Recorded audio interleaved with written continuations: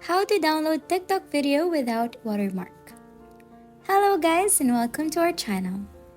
In today's video, I'm going to show you how to download a TikTok video without a watermark. This is an easy tutorial, so please keep on watching.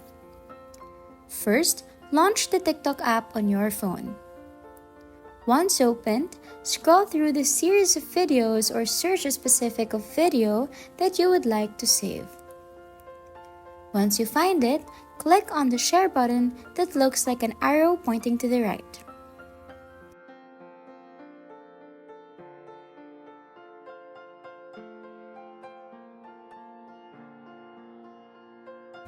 In this window that appears, navigate to the copy link option and tap on it. This will let you save the video's URL to your clipboard. After that, leave TikTok and open up your web browser. In the search bar, type in TikTok downloader, and among the results that appear, click on the first one. The first suggested site is usually the one that is easiest to use. Once you're in the website, paste the link you copied on the text field right here and click on download.